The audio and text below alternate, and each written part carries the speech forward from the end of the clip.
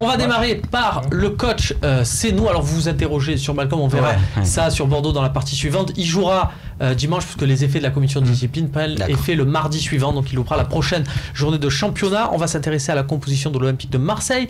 L'occasion pour moi de vous rappeler que lors du dernier talk show, on avait fait un coach Seynou pour savoir quelle formation aligner en Coupe d'Europe.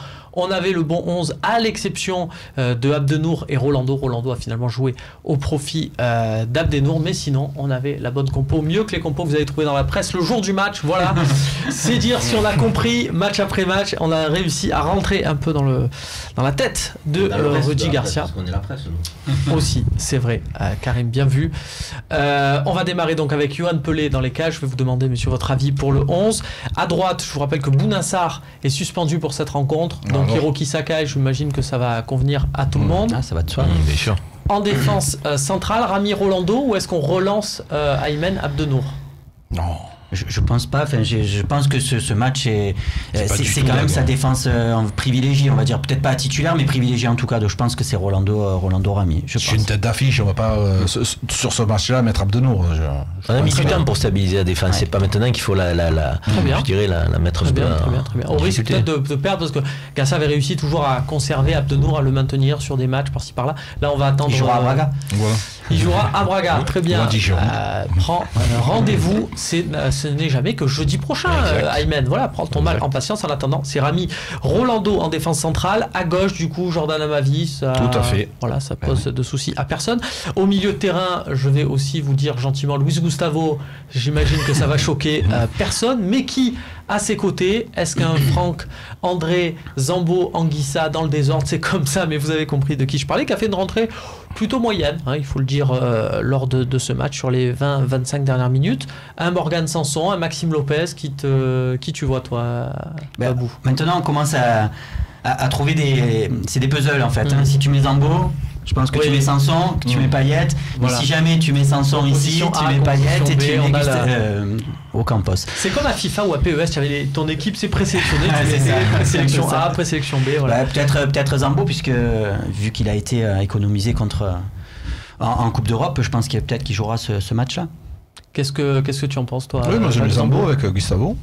Zambo, ou alors il y a l'option Sanson avec Ocampos qui joue à gauche et Payet dans l'axe. Qu'est-ce que tu préfères, toi, Karim? Moi, j'aurais été tenté dans la dynamique de sa très bonne prestation de garder le petit Maxime Lopez. Ouais, je pense pas qu'il le fera. À mon avis, il le fera pas.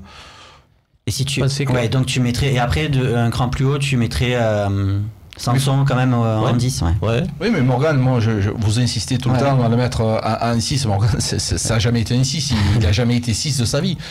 Le 6, c'est le Gustavo, c'est un 8-10. C'est Luis Gustavo. Non, mais à côté avec Zambo Anguissa, Luis Gustavo, des fois il veut le mettre Morgan Sanson à côté de Luis Gustavo. Garcia le préfère un peu plus haut. Ça s'est fait sur des matchs. Il a raison, c'était plutôt concluant. Tu me l'avais dit, c'est vrai. Aujourd'hui, le numéro 6, excuse-moi, le numéro 6, tu le sais mieux que moi, il descend très bas pour venir chercher le ballon, pour relancer propre.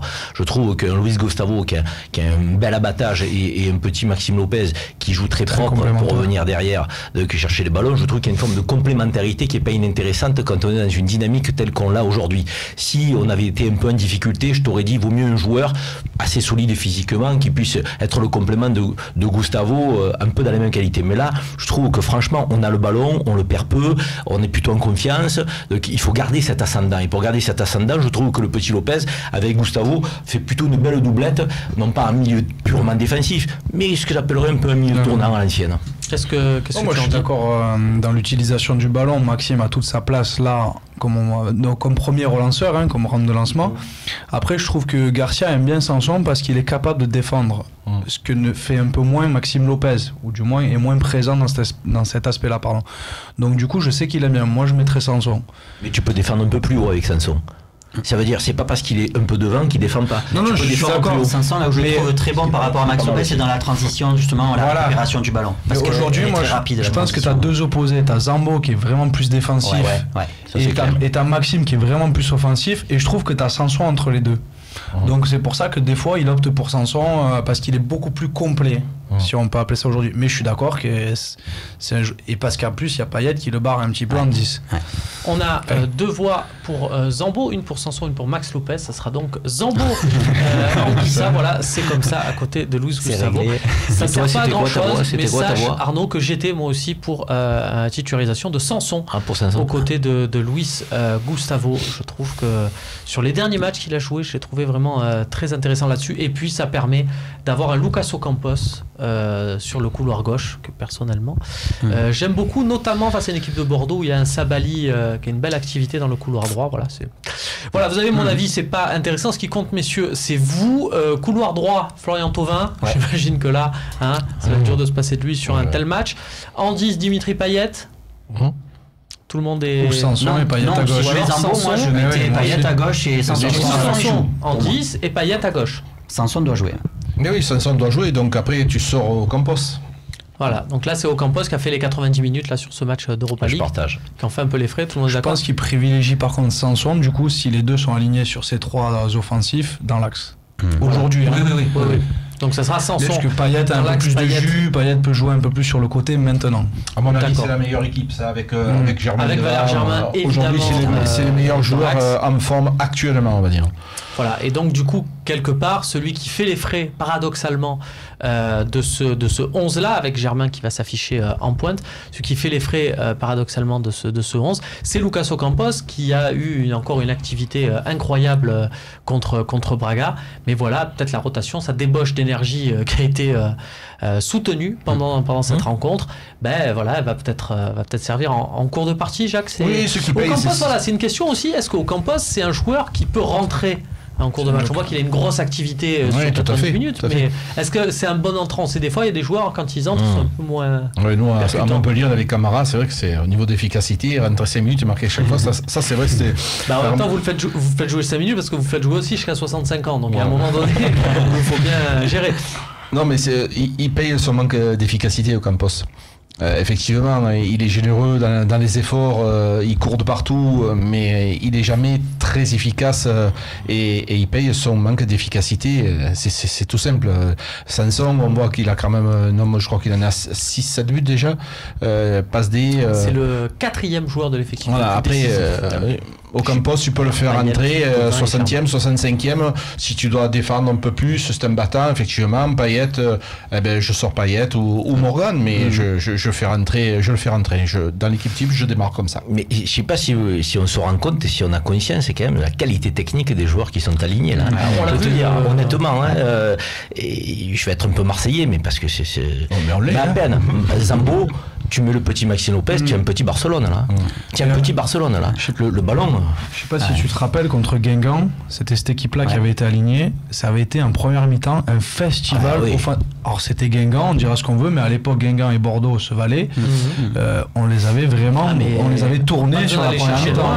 Hier, c'était aussi un petit festival. Il y avait quand même beaucoup d'occasions, des redoublements de passes. Tu es capable de jouer à une touche de balle avec une équipe pareille. Tu es capable de gagner. Il y a des idées, ça fait aussi des passes longues, mais évidemment, le mec qui lance sur le long de la ligne de touche. Rappelez-vous quand même, il y a un an, c'est varié. Quand un joueur réceptionnait une balle sur la ligne de touche, même Sakai, qui en ratait souvent, on disait c'est pas grave, c'est compliqué, un long ballon. Maintenant, un long ballon dans cette équipe-là, c'est compliqué pour personne. Regardez Boudassar latéral. Ce que fait Rami hier quand il fait sombrero, si je ne m'abuse, et derrière une diagonale très très intéressante. Pour Thauvin qui la réceptionne, elle colle sur le pied. Tu sais, quand tu es entraîneur, la particularité, c'est de faire progresser ces joueurs.